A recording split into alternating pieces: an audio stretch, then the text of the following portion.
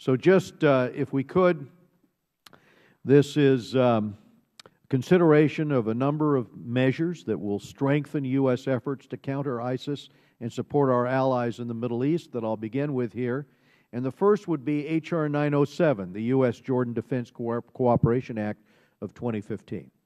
And this bill recognizes the invaluable role of Jordan and enhances our security cooperation.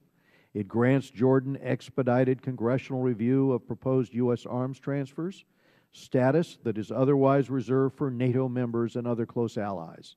These benefits will be provided to Jordan during its time of need. And I want to thank Chairman Emeritus Ross Leitonen and Mr. Ted Deutsch for bringing forward this timely and important measure. Then we go to H.R. 1493. This is the Protect and Preserve International Cultural Property Act. This committee has heard about how ISIS is funding its terror campaign by looting and selling treasures and antiquities in Iraq and Syria.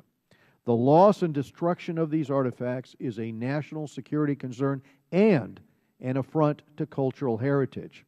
And I want to thank the ranking member for his continued leadership on this issue and for authorizing this bill, the Protect and Preserve International Cultural Property Act, which will improve coordination of U.S. efforts to provide cultural property, to protect that cultural property, and prevent those artifacts removed since the start of Syria's civil war from being sold or imported into the United States.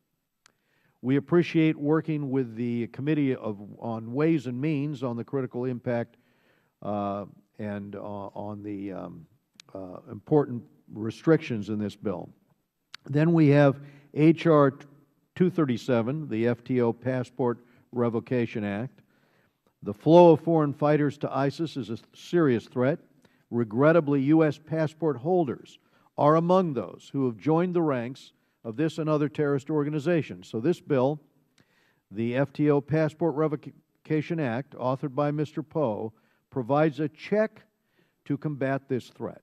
This bipartisan and common sense bill grants the Secretary of State the authority to revoke or deny U.S. passports to individuals who are members of designated foreign terrorist organizations so that they cannot realize their jihadist intentions.